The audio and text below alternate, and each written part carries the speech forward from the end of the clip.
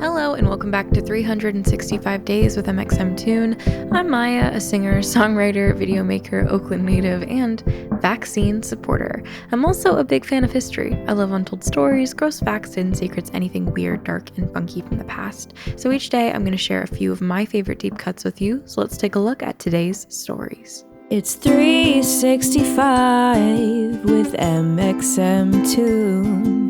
New facts every day, so don't leave too soon. I'm gonna teach you stuff, no it won't be tough. Gonna go a year till you've had enough. It's 365 mxmtoon.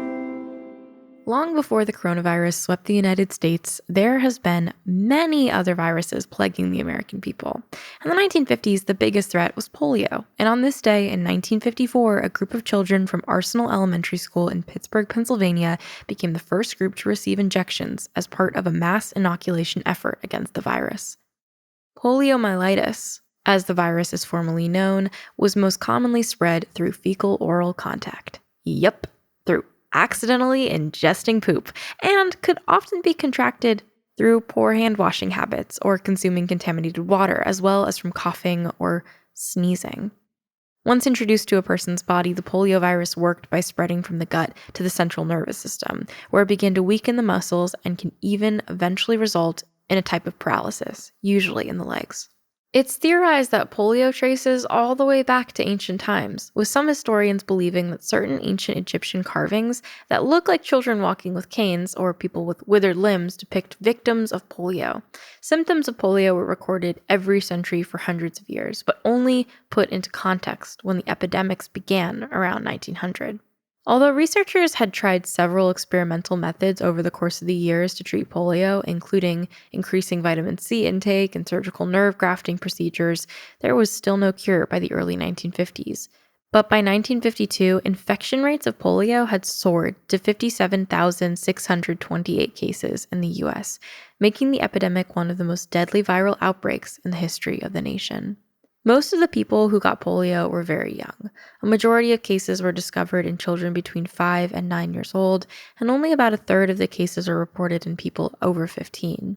That meant that the appetite for some kind of vaccine was high among worried parents who hated to see their children suffer or put in an iron lung, a motorized device that worked to expand and contract the chest cavity to simulate normal breathing after the virus had taken hold.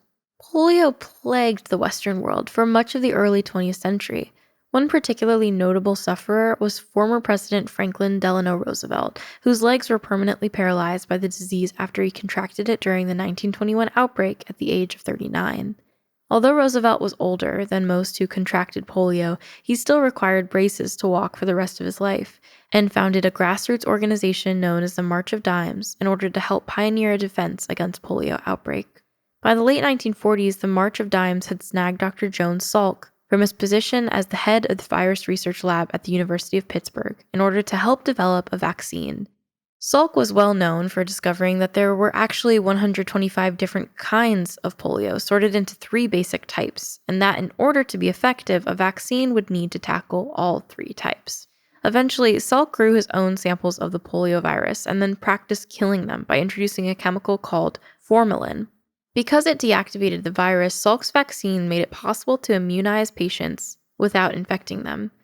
Later on, a man named Albert Sabin developed his own version of the polio vaccine that involved patients swallowing a weakened version of the live virus in order to inoculate themselves. Yikes! Soon, that version of the vaccine became even more popular than Salk's, largely because it cost less to obtain. And together, both vaccines have helped to virtually eliminate instances of polio in the US. The COVID vaccines differ from the polio vaccine in that the COVID vaccines are the first ever to use an information-coding molecule to create an immune response to the COVID pathogen. To really understand how different cultural attitudes about vaccines are today, imagine this. After widespread polio vaccinations began in 1954, the vaccine was discovered to have caused a sudden outbreak of about 200 cases, and in one instance even led to the death of a 7-year-old girl. But instead of reacting hysterically and refusing the injection, the public waited for researchers to investigate the breakouts that had caused the failure.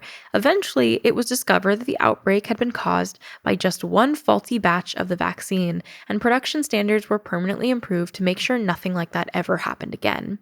By August 1955, around 4 million shots of the polio vaccine had been administered, and cases in the US dropped by about 40% in just 1 year. Although it's common these days to hear people talking about being reluctant to take a dose of the existing vaccines that have been developed to fight coronavirus, that reluctance was virtually non-existent in the 50s.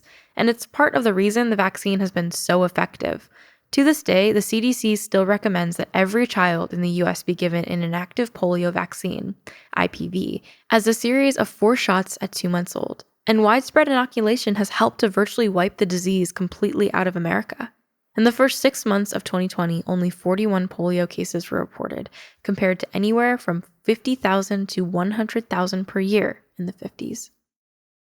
Let's switch gears to music. Today, in 2006, the iTunes Music Store reached the landmark number of 1 billion songs sold. Early on in February of that year, iTunes had added a little counter to its webpage that had slowly been ticking upwards to 1 billion songs legally streamed and sold. And on February 23rd, they finally hit their mark. According to Apple, the lucky user to unknowingly download the billionth song was Alex Ostrovsky of West Bloomfield, Michigan, and the song he downloaded was Speed of Sound by Coldplay. Ostrovsky got a $10,000 gift card for iTunes for his trouble. I wonder what songs he bought.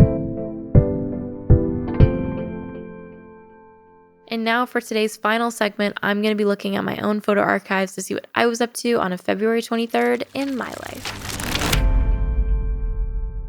On February 23rd, 2020, I got my first jury summons. I was not very excited. I have a photo of me literally crying when I got the message in the mail that I had been summoned. Nothing is quite a shock to the system in making you realize that you're a legal adult until you get summoned for jury service or whatever. I don't even know, because I actually forgot to call in on the day that I was summoned. I went on a road trip with my friends and I completely forgot that I was supposed to call in and see if I was going to actually need to do anything. I instead drove down to Santa Cruz with 3 of my best friends. And I remember remembering in the car that I needed to call them. So as we were driving down to Santa Cruz, I had really spotty service. I called City Hall or wherever I guess you have to call in. And I was like, I'm so sorry. This is my first time that I've been summoned. I had literally no idea. I completely slipped my mind. And she was like, oh, you're fine. And I was like, really? She said, yeah. And it was so reassuring to hear this woman on the phone who was just like, yeah, don't worry. You're fine. People do this all the time. And I was like, okay, cool. So I haven't been summoned since. I really hope that I don't get summoned. Here's to hoping. I guess we'll see. Thanks for listening, and I'll see you tomorrow. Subscribe wherever you listen to podcasts and follow at 365 Days mxmtoon on your preferred social media platforms. I'll talk to you tomorrow, and let's hope between now and tomorrow I don't get a jury summons. It's 365 with mxmtoon. New facts every day, so don't leave too soon. I'm gonna teach you stuff, no it won't be tough. Gonna go a year till you've had enough. It's